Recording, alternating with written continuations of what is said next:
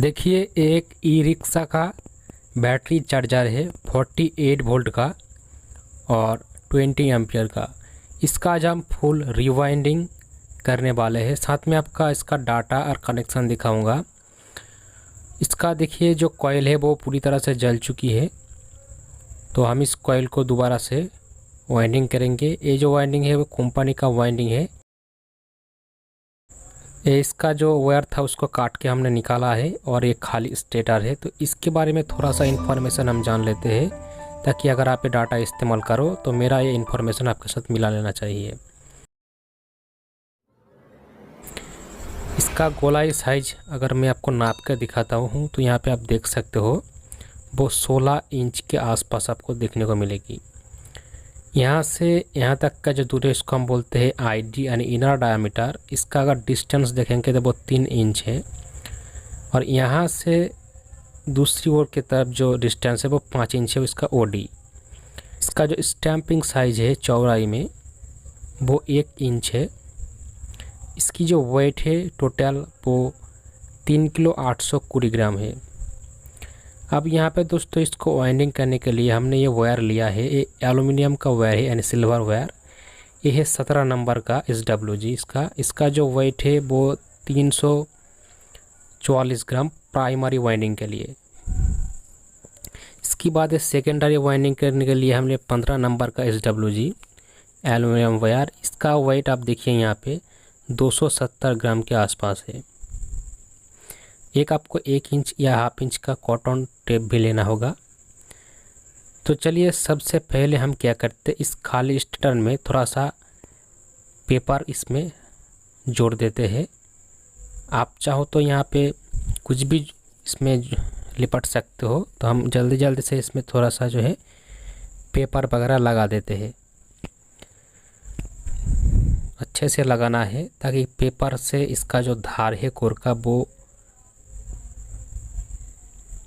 Capture हो जाए। देखिए हमने पूरी तरह से यहाँ पे पेपर लगा के कंप्लीट किया है, लेकिन अभी तक इसका काम ख़त्म नहीं हुआ। अब इसमें इसके ऊपर हमको जो है कॉटन टेप लिपटना पड़ेगा। तो चलिए हम कॉटन टेप भी जल्दी जल्दी से पूरी तरह से लगा देते हैं।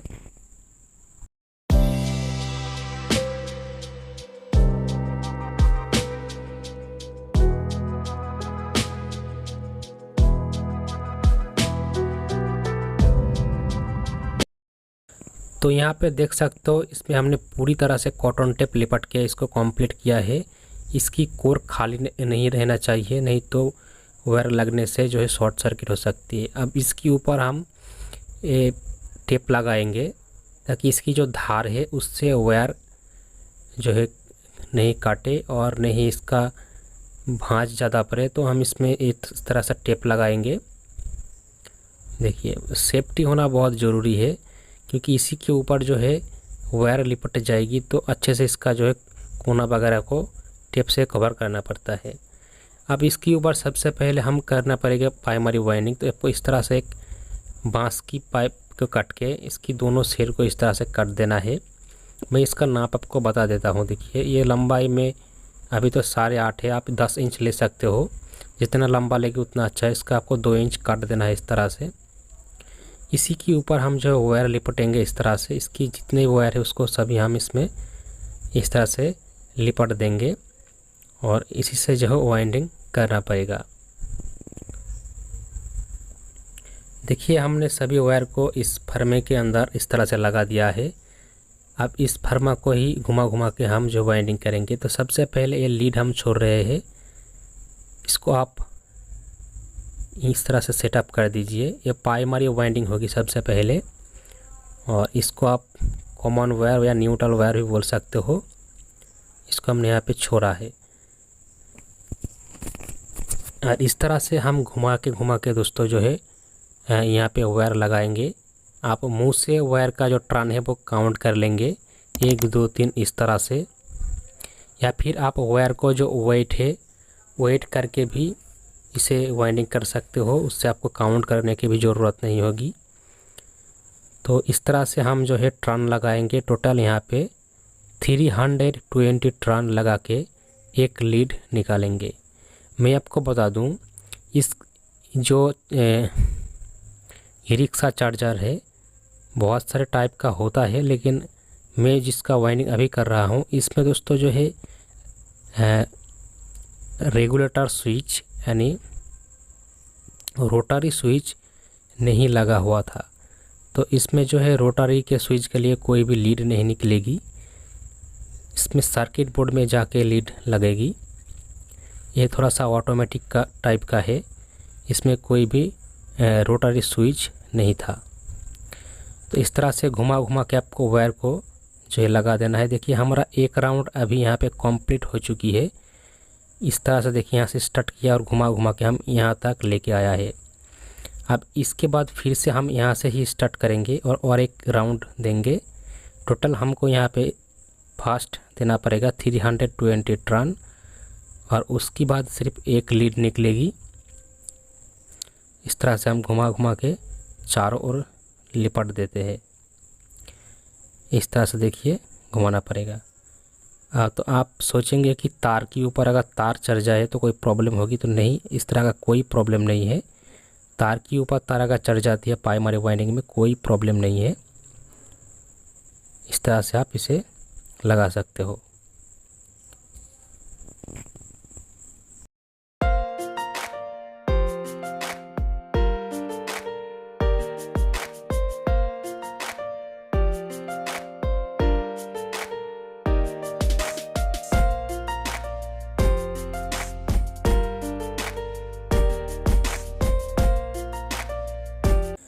तो यहाँ पे हमारा 320 टर्न कंप्लीट हो चुकी है। इसके बाद यहाँ पे एक लीड निकलेगी, तो हम यहाँ पे एक लीड छोड़ देते हैं। देखिए ये लीड छोड़ दिया। तो ये हो गया दोस्तों हमारा। इसके नीचे आप एक टेप लगा दीजिए ताकि लीड हीट होने पर दूसरी वायर के साथ टच ना हो। तो यहाँ से हमारा स्टार्ट हुआ, ये न्यूट्रल वायर है, और इसके बाद घूम घूम के आया दोस्तों यहाँ पे, और 320 टर्न पे ख़त्म होके यहाँ पे एक लीड निकल गया। तो ये दोनों पे मेन पावर सप्लाई जाएगी। इसके बाद फिर से हमें यहाँ पे कुछ वायर लिपटना पड़ेगा यहाँ पे। तो यहाँ से हम 22 टर्न यानी 22 टर्न यहाँ पे इस तरह से लगाएंगे। देखिए यहाँ पे 22 टर्न हमारा कंप्लीट हो चुकी है, 22 टर्न। इसके बाद ये हमारा लास्ट लीड निकल जाएगी, और इस तरह से हम इस लीड को यहाँ पे रख देते हैं।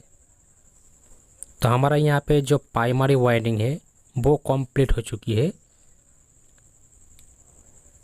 बहुत ही अच्छे से। आप थोड़ा सा इस तरह से सेव भी कर लीजिए ताकि फिर से हमारा जो सेकेंडरी वाइंडिंग है वो वाइंडिंग करने में आसानी हो। तो प्राइमरी वाइंडिंग तो कंप्लीट हो चुकी है। इसके बाद हम इसके ऊपर 5 नंबर का ये पीवीसी इंसुलेशन पेपर लगाएंगे, और इसको भी इस तरह से टेपिंग कर देंगे, क्योंकि प्राइमरी वाइंडिंग के साथ सेकेंडरी वाइंडिंग आपस में टच नहीं होना चाहिए, नहीं तो जो है शॉर्ट सर्किट हो जाएगी और काम नहीं करेगी हमारा ट्रांसफार्मर।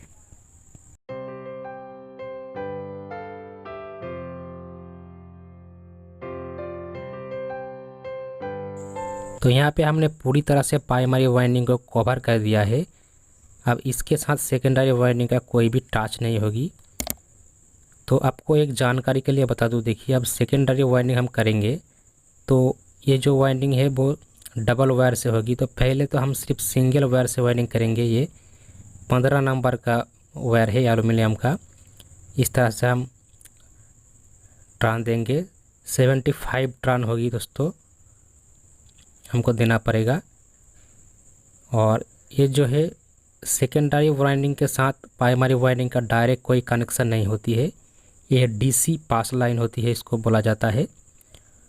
और इसके साथ डायरेक्टली कोई भी कनेक्शन नहीं होते, मैग्नेट फील्ड से जो है इलेक्ट्रिसिटी निकल के आती है, और इसी से ही बैटरी चार्ज होती है डायोड वगैरह लगाने के बाद।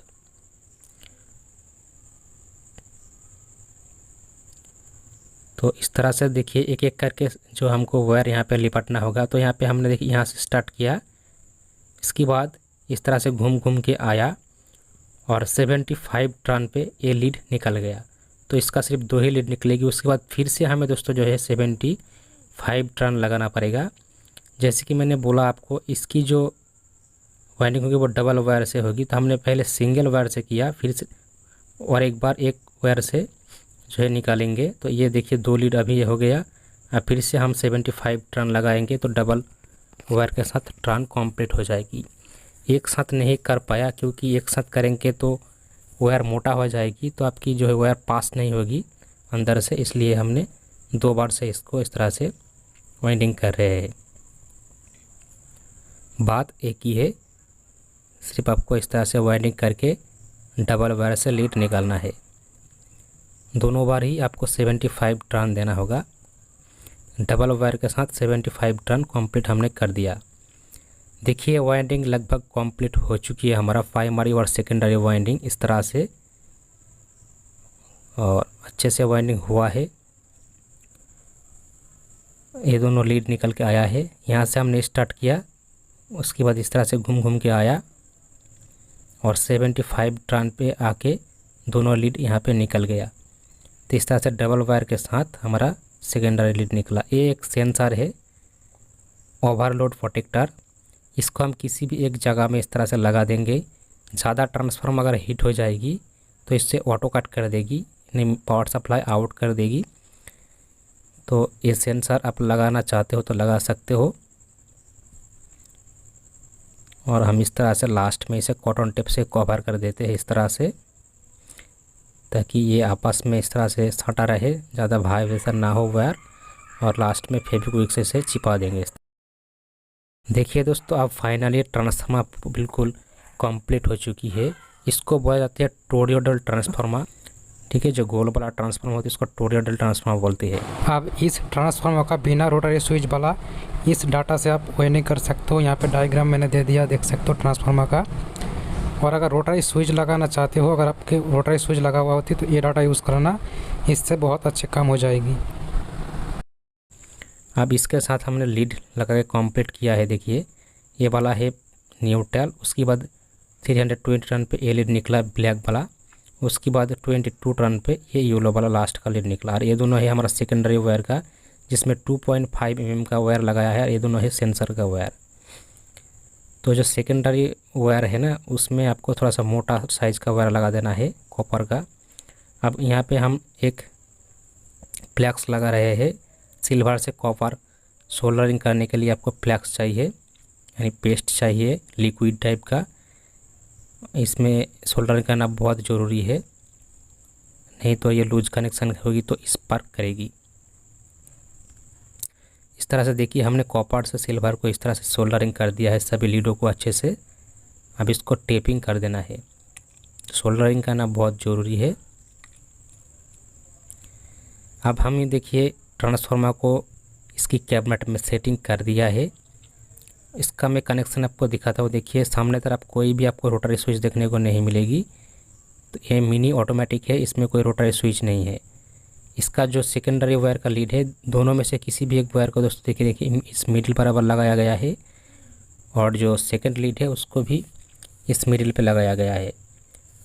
तो और ये जो प्राइमरी वायर का न्यूट्रल वायर है, इसका एक फ्यूज़ में जाएगी कनेक्शन। देखिए उसके बाद 320 टर्न पे जो लीड निकला ब्लैक वाला, उसको ले जाके हमने यहाँ पे सर्किट बोर्ड पे लगाया है इस साइड में। और लास्ट में जो 22 टर्न पे लीड निकला, इसको देखिए इस सर्किट बोर्ड पे लगा दिया 12 वोल्ट सप्लाई के लिए। तो यहाँ तक इसका कनेक्शन हो गया है। और जो सेंसर का 2 वायर है, एक सर्किट बोर्ड में जाएगी और जो दूसरा है वो एक स्विच के थ्रू फिर से घूम के सर्किट बोर्ड की ही तरफ आएगी। ये देखिए, तो ये जो रिक्शा चार्जर का ये कनेक्शन है और सिस्टम है, थोड़ा सा अलग है बाकी से। ये इसका मेन पावर सप्लाई है, देख सकते हो। एक फ्यूज़ से होते हुए यहाँ तक गया है सर्किट बोर्ड में, और एक डायरेक्ट जो न्यूट्रल वायर था कॉमन उसमें गया। ये इसका आउटपुट सप्लाई है। रेड वाला लेफ्ट हैंड साइड है पॉजिटिव साइड, और जो नेगेटिव साइड है वो राइट हैंड साइड से निकल गया है। इसके नीचे जो रेक्टिफायर लगाया गया है, उसी से फिल्टर होके ये पावर सप्लाई निकल के आएगी बैटरी चार्ज करने के लिए। यहाँ पे हमने पावर सप्लाई दे दिया है, और इसका दोनों जो पंखा है वो घूमने लगा है, आप देख सकते हो। और ये अभी अच्छे से काम कर रहा है। अब इसका वोल्टेज भी आपको मैं चेकअप करके दिखा देता हूँ कितना वोल्टेज निकल रहा है। और यहाँ पे देख सकते हो इसका जो पावर सप्लाई है ये डीसी पावर सप्लाई है। 5049 के आसपास पावर सप्लाई निकल के आ रहा है, काफ़ी अच्छा वोल्टेज निकल के आ रहा है। और इससे बैटरी जो बहुत अच्छे से चार्ज होगी, देख सकते हो यहाँ पे। और इसका जो है पंखा वगैरह भी ठीक से काम कर रहा है। तो आई होप कि आपको ये वीडियो अच्छी लगी है। वीडियो अच्छा लगी तो लाइक कीजिए, चैनल में नए है तो सब्सक्राइब कर लीजिए। Thanks for watching my video. धन्यवाद।